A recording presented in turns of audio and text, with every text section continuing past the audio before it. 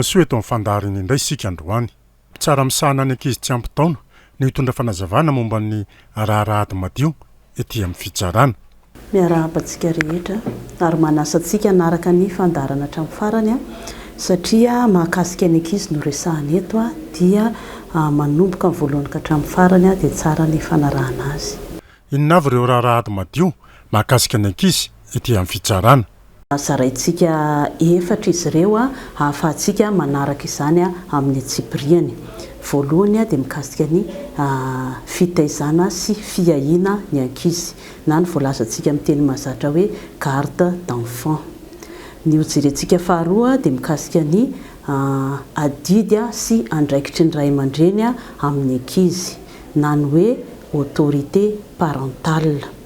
Hojerentsika fahatelo dia ny fiahiana ireo ankizy raha toaka sanatria tsy eo intsony ny ray na ny reny na izy roa na koa mbola eo ihany ny ray aman-dreny fa tsy maintsy misy olo-kafa isahana an'izay adidy sy andraikitra tokony hosahan'ny ray aman-dreny izay. Jerentsika fahaefatra farany dia mikasika ny fitantanana ny fanana ny ankizy. Manahoana ny mikasika ny fiahinan'ny zaza ary misaraka ny ray aman-dreniny? Ny lalàna dia miteny fa ny zaza dia mananjoa miaraka amin'ny rainy sy ny reniny, mifandray sy mifanerasera amin'ny ray aman-dreny. Na misy fisarahana na misy tsy fifankazahoana eo amin'ny ray aman-dreny dia tsy mahakasika ny ankizy velively izany fa jerena manokana ny ampilamina ny fiainan'ny ankizy manoloana ny ady sy ny olana mitranga eo amin'ny ray aman-dreny. Ahoana ny fifanereseran'ny zaza amin'ireo ray aman-dreny misaraka? Raha vao miresaka momba ny ankizy dia ny lalàna 7 sy 2 aotra 13 tamin'ny 20 aogositra 7 sy 2 momba ny zo sy ny fiarovana ny ankizy. Io lalàna io no miteny fa ny zaza dia tsy maintsy fanerasera amin'ny rainy sy amin'ny reniny. Mba hahafahan'ny zaza milamina nefa dia faritana manokana ny toerana hipetrahan'izy ireo. Izany hoe na mipetraka any amin'ny reny izy dia mifandray sy fanerasera amin'ny rainy, na mipetraka any amin'ny rainy ny ankizy dia mifandray sy mifanerasera amin'ny reniny.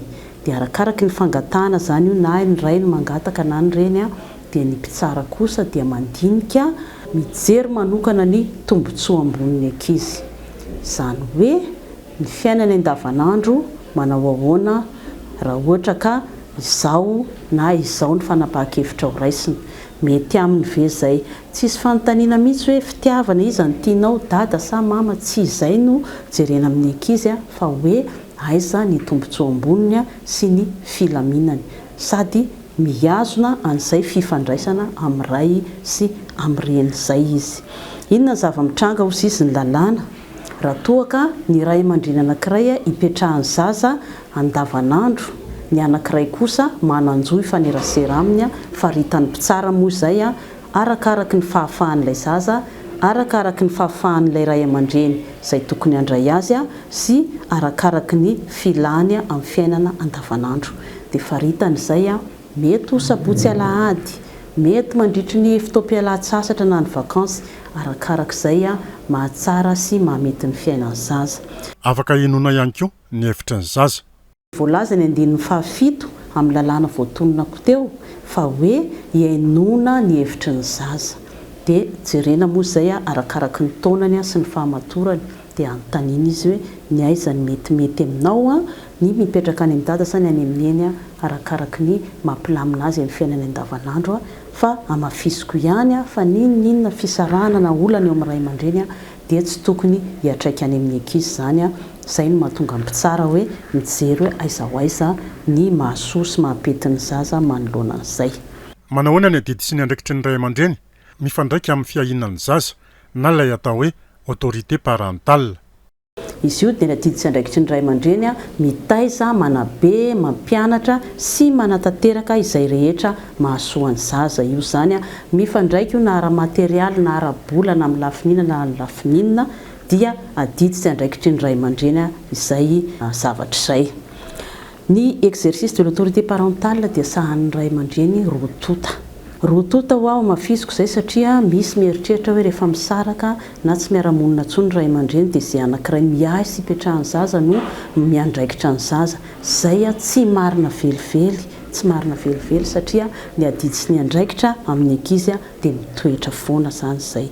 Dia mandray fanapahan-kevitra ihany koa ny ray aman-dreny rotota mikasika ny zaza, ny fianarana, ny fahasalamana, ny toerana andehanany na lavitra na ny akaika dia mila mahafantatra ny ray aman-dreny rotota raha toa ka tsy miara-mipetraka intsony.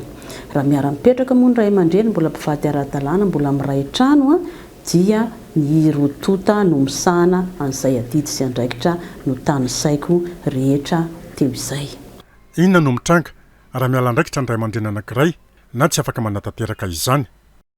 Mananjo ny ray sisa miahy sy mitaizany ankizy hangataka ety amin'ny fitsarana misahana ny ankizy ny fanafoanana ny fahefan'io ray aman-dreny tsy mandray adidy tsy mandray andraikitra io, izany hoe exercice de l'autorité parentale exclusive. Izy ihany zany na ny reny ihany na ny ray ihany no misahana an'izay adidy sy andraikitra izay dia angatahany tenevon'ny fitsarana zany dia misy didim-pitsarana manamafy an'izay. Misy fepetra maromaro nefa apetraky ny lalàna vao azo atao zany zavatra zany misy fepetra maromaro ao amin'ny andininy 12 amin'ny lalàna voalazako teo dia miteny fa tsy azo atao mihitsy ny manafoana ny zo sy ny fahefan'ny ray aman-dreny anankiray raha tsy misy fepetra mila feno fepetra voalazan'ny lalàna.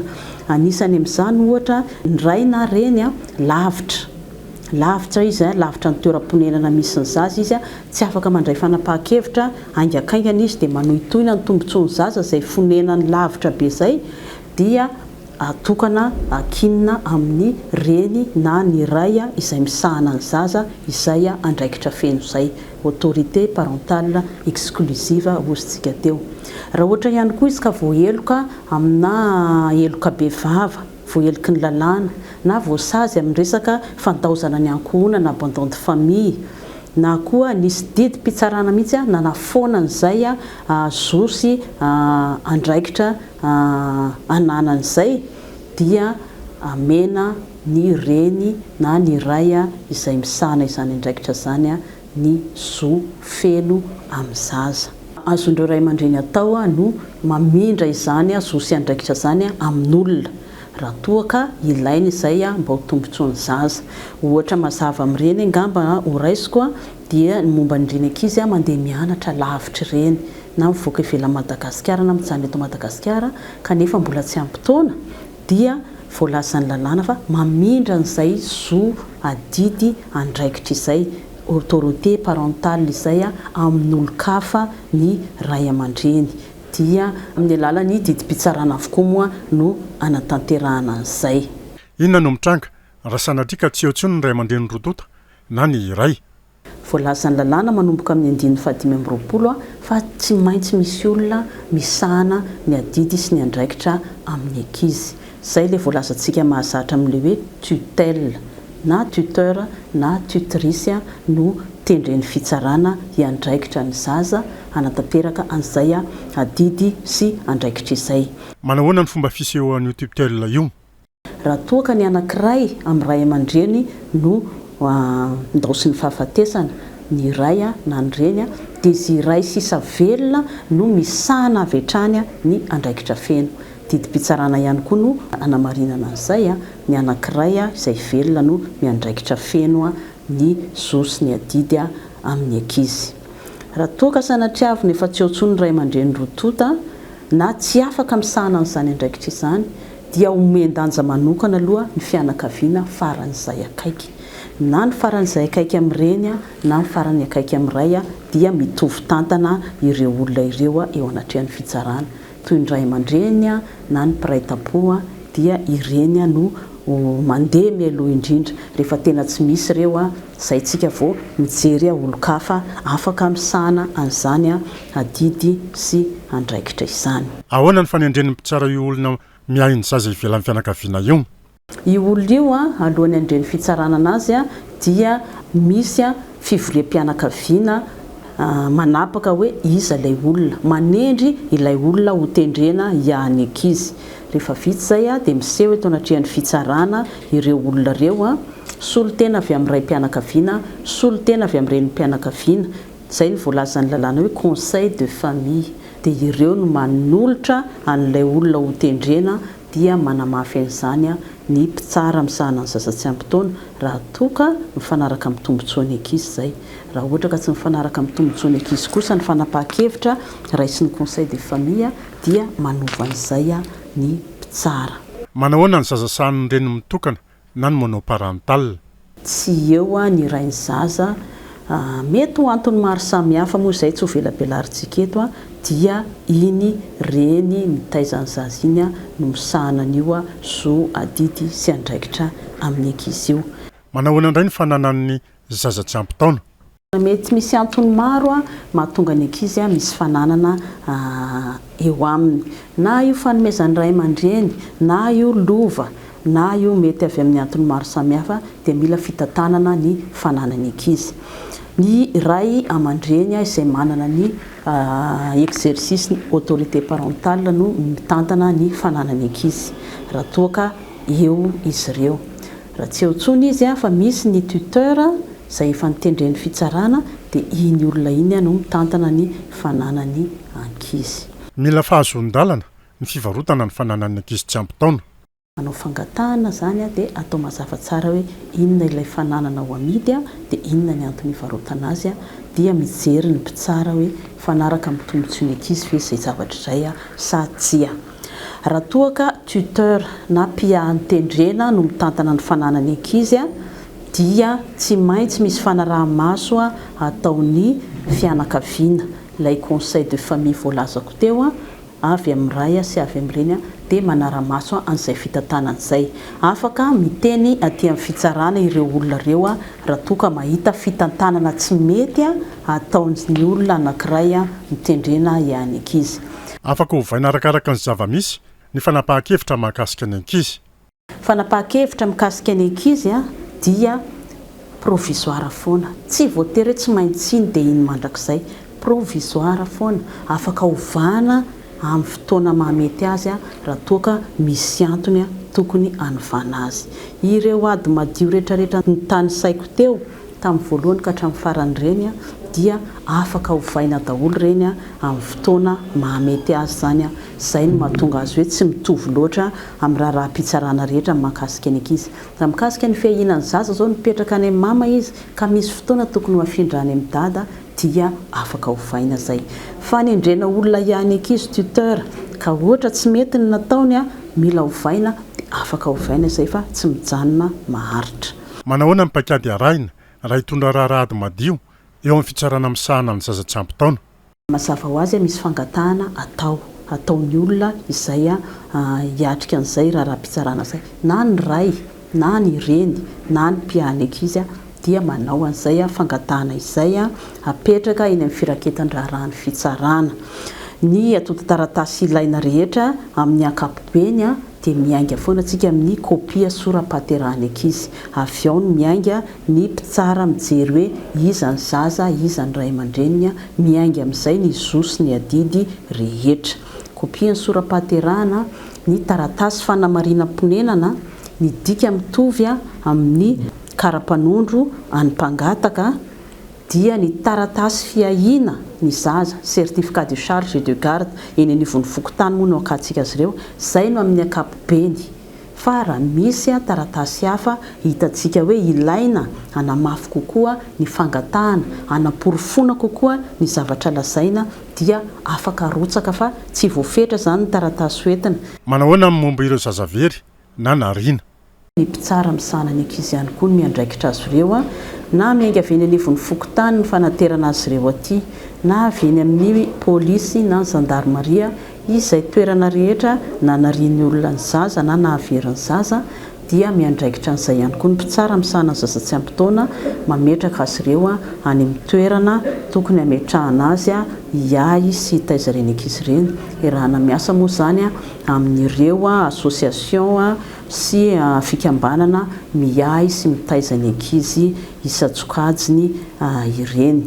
raha toa ka ilaina ihany koa ny fanesorana ny ankizy eo anivon'ny fianakaviana na eo amin'ny ray aman-dreny izay misy azy dia manatona ihany koa ny fitsarana amsahana ny ankizy manao an'izay fangatahana izay hoe tokony tsy hijanona eo anivon'ny fianakaviana aloha ny zaza noho izao antony izao azavaina mazava tsara dia ny mpitsara misahana ny ankizy no mandray fanapahan-kevitra izay mifanaraka amin'izay satria misy zavatra maromaro voalazan'ny lalàna ahafahana miahy sy miaro ny ankizy mba hiarovana ny tombotsoa amboniny eo anivon'ny fianakaviana sy eo anivon'ny fiarahamonina manontolo.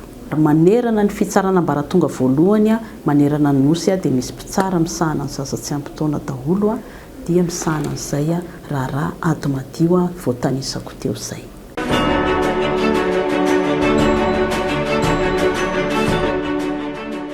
Tsara raha eo anivon'ny TP-Anosy ny tondra fanazavana momba fangatahana tany-panjakana azo amidy.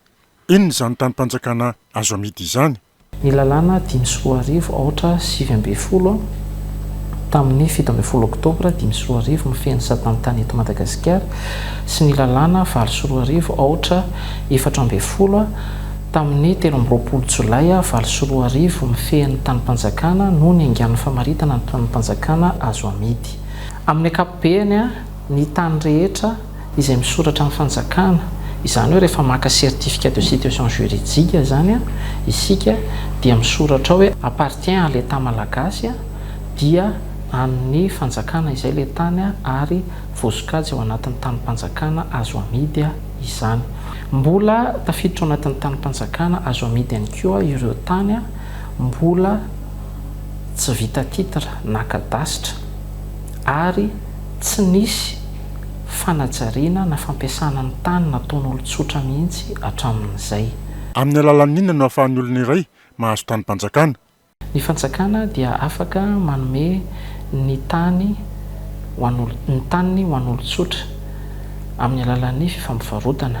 Fifampivarotana mety atao amina olona fantatra izany, mety ihany koa atao amin'ny olona amin'ny alalan'ny tolobidy ampahabemaso na ny vente aux enchères publique izany. Mbola afaka mampanofa ny taniny ihany koa ny fanjakana, misy ny fifampanofana ao anatin'ny fotoana voafetra latsaky ny 12 taona, misy ny fampanofana ao anatin'ny fotoana voafetra latsaky ny 9 taona na ny bay amfiteotika. Ary mbola azo atakalo ny fanjakana ihany koa ny taniny. Izavy ny afaka mangataka tany-panjakana azo amidy? Ny teratany malagasy rehetra dia afaka mangataka tany-panjakana. Ny teratany vahiny kosa dia voafetra ao anatin'ny lalàna mifehy ny fampiasam-bola eto Madagasikara ny fahazony mangataka na mampiasa tany-panjakana. Misy kosa nefa vondron'olona na olona voatondron'ny lalàna azo omen'ny fanjakana tany eny amin'ny tontolo ambanivohitra dia ny tantsaha, ny mpiasa-panjakana na miaramila na sivily na vita asa-panjakana 20 taona, ao ihany koa ireo izay navita ny fiofanana tany amin'ireny centre de formation en agriculture ireny. Tsy maintsy omena ny olona mampiasa na manajara azy ve ny tany-panjakana raha misy fangatahana hividy? Tsy voatery hivarotra amin'ny mpangataka nanajary ny tany ny fanjakana raha toa ka tsy manara-dalàna na tsy nahazo alalana avy amin'ny manam-pahefana mahefa ny fanajariana na ny fampiasana ny tany izay nataon'ny mpangataka. Azo ny fanjakana atao aza ny mandaha izany fifampivarotana izany ary mangataka ny fandroana azy amin'ny alalan'ny didim-pitsarana raha toa ka tsy manara-dalàna ny fanajariana izay nataony. Tsy maintsy manajary ve vao afaka mangataka tany-panjakana? Raha tany tsy mbola nisy nampiasa na nanajary mihitsy hatramin'izay kanefa mbola tsy misoratra amin'ny fanjakana dia tsy maintsy soratana amin'ny fanjakana aloha n'ilay tany izay vao afaka amidy aminao izay mangataka, izany hoe tsy ilaina ny fanajariana eto. Raha tany efa misoratra amin'ny fanjakana kosa indray kanefa mbola tsy nisy fanajariana izay nataon'olon-tsotra mihitsy hatramin'izay dia mbola tsy ilaina ihany koa ny fanajariana raha toa ka angataka n'ilay tany. Raha efa nanao fanajariana eo amin'ilay tany ianao ka efa misoratra amin'ny fanjakana nefa izany tany izany a dia tombon-dahany miaro anao a amin'ny fangatahan'olona hafa ny fanajariana izay nataonao. Izany hoe ianao izay tompon'ny fanajariana manara-dalàna no tokony ahazo an'ilay tany a raha mihoatra ny fangatahana ataon'olon-kafa izay tsy nanajary a ilay tany. Raha misy ny ady ateraka ny tany-panjakana dia izany tsaraina ny raharaha. Eo anatrehan'ny fitsarana misahana ny ady ifanaovan'ny olon-tsotra na ny tribunal civil no tsaraina ny raha toka misy ady ateraka ny tany-panjakana. Raha tsorina dia eo amin'ny fitsarana mba raha tonga voalohany ary lalàna mifehin'ny olon-tsotra no hitsarana na dia ny fanjakana aza no tafiditra ao anatin'izany. Azo atao ve ny mangataka fanafoanana ny fifampivarotana nataon'ny fanjakana tamin'ny olon-tsotra? Eny, azo atao ny mangataka fanafoanana ny fifampivarotana izay nataon'ny fanjakana tamin'ny olon-tsotra raha misy tsy fanarahan-dalàna izany. Ohatra voalohany, tany tsy vita titatra na kadasitra kanefa efa nisy fanajariana nataon'olona dia mbola nosoratan'ny fanjakana amin'ny anarany ihany ilay tany ary avy eo namidiny tamin'olon-kafa.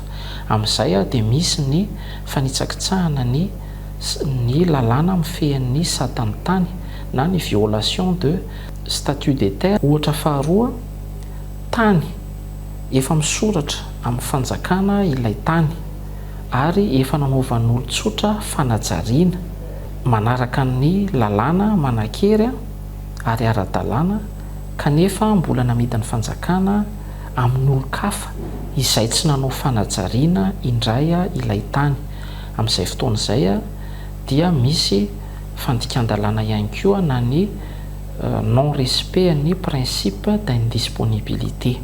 Ohatra fahatelo dia ny tsy fanajana ny fanomezana ny tany ho an'izay nangataka mialoha raha toka misy fangatahana roa na maromaro amin'ny tany iray. Izany hoe ny nangataka taloha ihany no tokony omena ny tany raha misy fangatahana any aoriana manaraka. Ny tsy fanajana izany dia ny non respect ny principe d'antériorité. Azo foanana koa ve ny titra azo amin'ny fifidianana tamin'ny mpanjakana?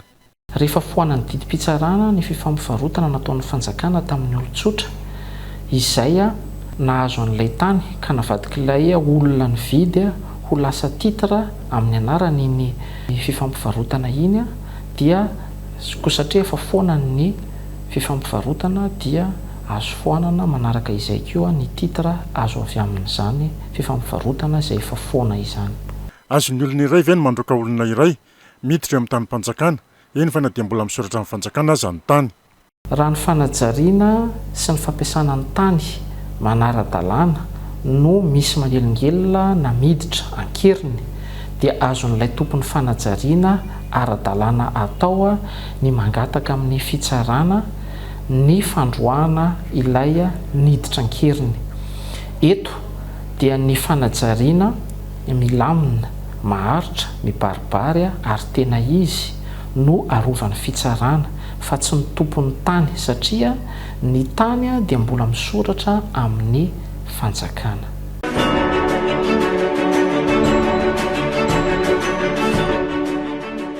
Eto dia misaotra ny ministeran'ny fitsarana sy ny televiziona malagasy nanampy sy tamin'ny fanatotosana izao fandaharana izao amin'ny manaraka indray tompoko.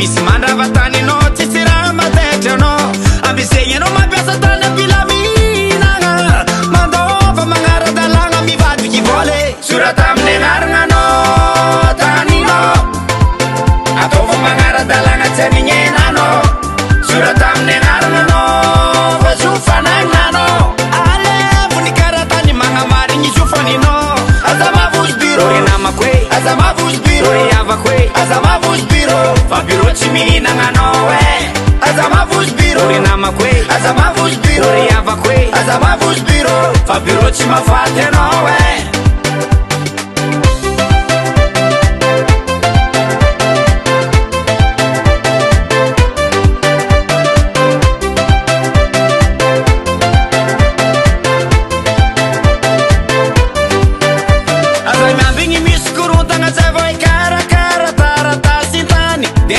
fataova-paremba tsy avy any akanikany ataova demandinao amy biro ifotony fanagnantany ataova vavolombelogno agnatiny zegny olobe amy tana natany famboliagna natany nohajariagna nataninao efa ela na mvilla nambany volo angala taratasy tade mangala karatany vale mandiana amy biro communal fagnamaragna sorata amin'ny agnarananao tanino ataova magnaradalagna tsy anignenanao surata amin'ny agnarananao fazofanagnanao alevo ny karatany magnamarigny izofaninao aza mavosy biro ry namako e aza mavosy biro ry avako e aza mavosy biro fa biro tsy mihinagna e aza mavosy biro ry namako e aza mavosy biro ry avako e aza mavosy biro fa biro tsy mahafaty anao e